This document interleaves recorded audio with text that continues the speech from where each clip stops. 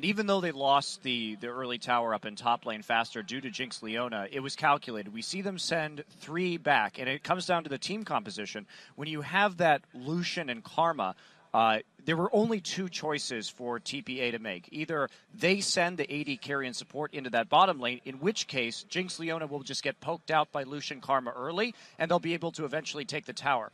Also, Lucian was left farming, so he got a big CS lead. So actually, by preserving the tower, they concentrated CS onto Lucian because he didn't have to go back to win that lane against Jinx Leona early because of the poke.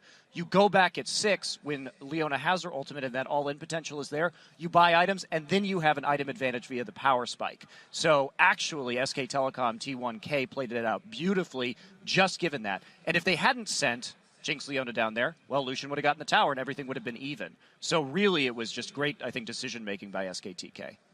Yeah, I agree with the fact that SKT played their strategy perfect. That I agree with. At the same time, though, TPA could have played theirs better. When you do these lane swap, you need to have a couple like check marks. Like, first tower goes down, then you need to compare what's happening on the other side of the map. TPA could clearly see that SKT didn't have that first tower low. At that point, they should have just sent their bot lane back immediately. That was the only play left for them to do. What they ended up doing was tunneling on that 4v0 push, pushing into the tier 2 tower, and then they reacted by, okay, what do we do now? Okay, we need to send somebody bottom. Let's send Lee Sin bottom. They burn the TP. Lee Sin is useless against the Lucian because he'll get poked out. And then eventually they sent their bottom lane bottom. And then on top of that, they should have had jungle pressure because the way the matchup works, as Mani said, Leona 1 to 6 does not do well against the Karma. But with jungle pressure, they can put pressure enough to prevent SKT from getting an early BF sword on the Lucian. Because that's what they did. They had the favorable laning phase. Even though there were items down, they said, well, no, our composition is way better than our opposition's. We'll farm until BF swords, and then we'll completely wreck this lane. So I still don't agree that SKT's strategy was better, but I do agree that they executed flawlessly, and TPA did not. Yeah, because it's worth pointing out that when you got to the 2v2 lane, you've got a 2v2 lane with basically equal levels. Leona got boots of speed, so she can get in there for the engages. So if you've got an Elise coming in, you're going to CC the Karma or the Lucian, which happened. You saw them do a 2-on-2 all-in, and okay, they lost the fight because of champions, right? You have double longsword on Jinx as well. Like, they recalled back, had same gold, showed up into the lane with more items, and like, these are the elements of which to win Lucian a fight. stayed, actually. Lucian actually did not get a base. That's what I mean. That's what I mean. Like, the TPA sent 2 guys top, they recalled, got and showed up to lane, and you have a guy who's 2 longswords up in lane against you. You should be able to capitalize on that. Yeah, but you bring up the point of bringing the jungler down for that extra kill pressure in the bottom lane, but at that point TPA had already really made up their mind that they were going to try and deal with Faker in the mid lane, both through heavy trading over CS from Morning, as well as just sending him there, blowing the summoner spells and all of that. And that's what's so scary about SKTK, though, is you can shut down Faker. Teams have tried to do this, but there's always someone else on this team to pick up the slack. Yeah, at the end of the day, it really felt like SK Telecom just continued to grow their lead. They weren't necessarily doing massive plays, but they just kept growing a goal lead. They grew a kill lead. They had a very good map presence and control as the game went on, regardless of the fact that TPA did manage to shut down Faker early. They put some pressure on him, some individual plays. Well, yes, they forced his flash. They killed him with the gank, but he actually was ahead in farm throughout the entire game because Morning focused more on hitting Faker than actually taking CS. So Faker managed to do well. Actually, I believe by the 20-minute mark, he was 50 CS ahead or something. So he did well, even though he was pressured early.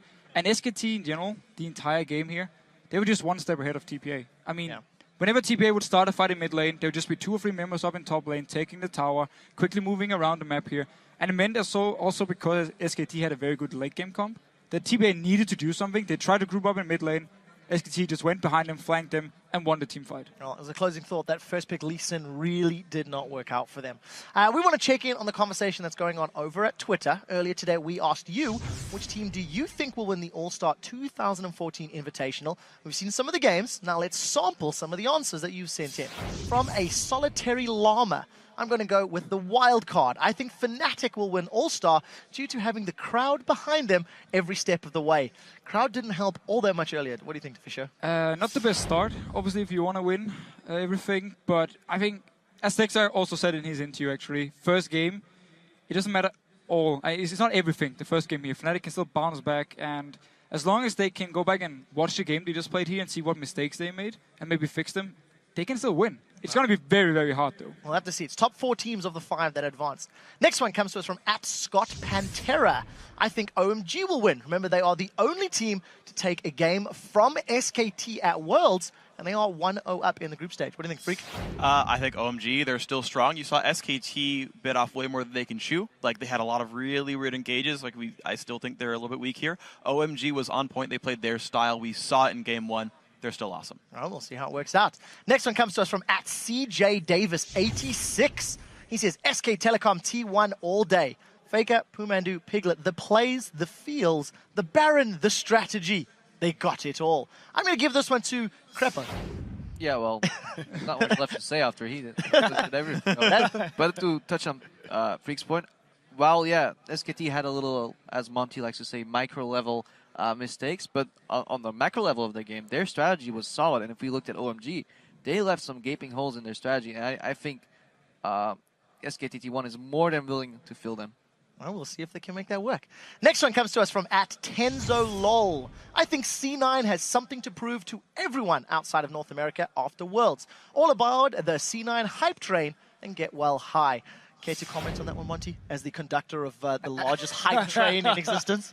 Well, I mean, the C9 hype train is only relevant in North America, as we've seen. So, I mean, I do think I have hopes for C9 here in the tournament, and especially after seeing these first couple games, I think it gives a good indicator, and I think C9 can still place well. And they will be playing against Fnatic in the next match. We'll see how well they perform.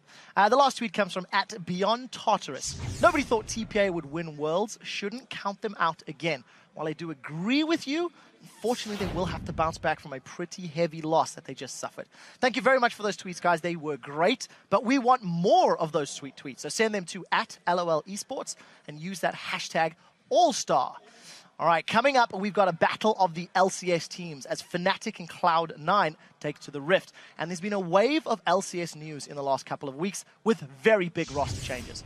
TSM has signed Amazing from the Copenhagen Wolves as their new jungler. The Odd One will be taking over as the team's coach. Glebe Glarbu was selected to take over as the team's support because Xpecial was benched. However, Xpecial was picked up by Curse, and Dignitas themselves have joined in. They signed Zion Spartan and Shifter as their new top laner and mid from the recently relegated Coast. Not to let all the fun stay with North America, Alex Sitch has officially left Gambit. He's joined the European Challenger team, Ninjas in Pajamas, leaving a very big hole in the mid lane for Gambit. Those are only a few of the numerous changes to the LCS as teams prepare for the summer split, and with a few weeks before it starts, we can expect more. Sharks will be talking to Diamond about that big change for Gambit in just a few moments. But first, let's prepare for the battle between North American and European LCS teams as Cloud9 takes on Fnatic. As we go to the break, Cloud9 spent the majority of the spring split in second place, but they focused on playing their game to reclaim first and say they are ready to once again compete on the international stage.